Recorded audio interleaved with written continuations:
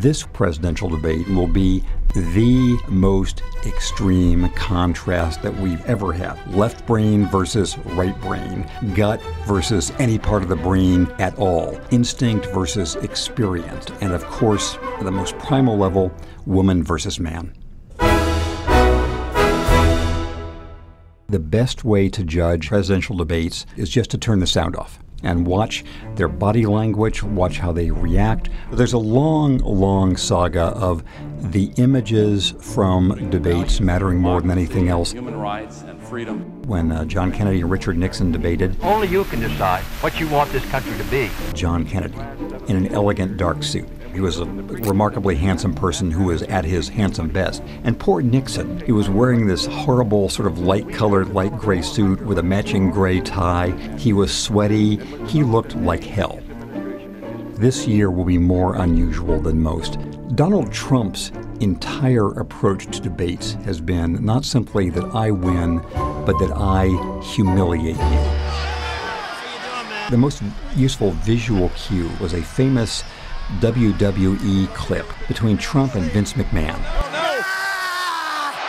Oh, no! Oh, my God! There was a bet, and Trump's wrestler won, and he took Vince McMahon into the ring, put his head in a headlock, and shaved his head in something that you could only see as sort of a prison-style emasculation. And any viewer that sees that clip and then goes back and watches the Republican primary debates will see this same impulse of domination and humiliation.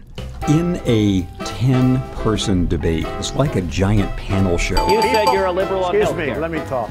Talk away. Everybody is scrambling for airtime. So he stood up there, taller than everybody else except Jeb Bush, who sort of held himself in a slouch. But he could look down on Little Marco and Chevy Chris and Lying Ted and all the rest of these people. He won that primal battle for airtime.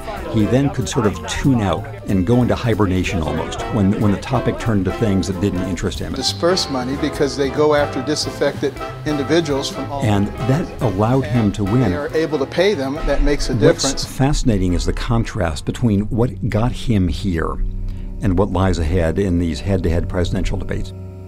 Domination and humiliation. It's much harder to do against a woman who arguably is at her best when being attacked by men.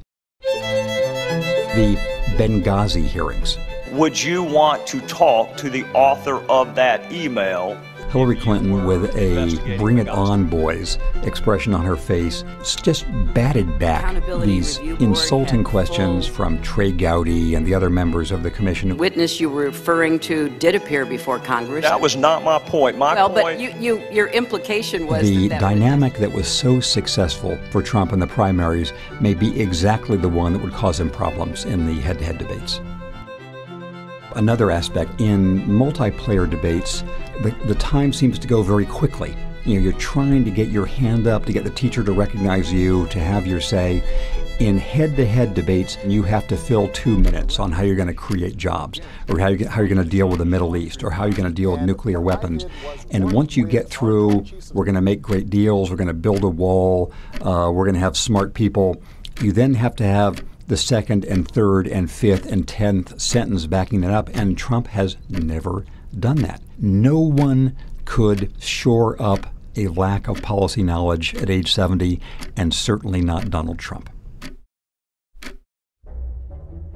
The way she could lose this debate is slugging insult for insult. Crooked Hillary, crooked Hillary. But she only made a couple of mistakes over the decades of her debate practice. She's as crooked as they come. She's always competent, bulletproof, answers the question, makes her points, is on message, and that's, I think, the implied message she has for becoming president.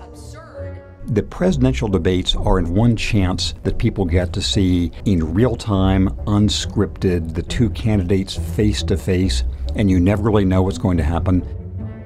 This year in particular, it's hard to imagine how this debate will not really matter.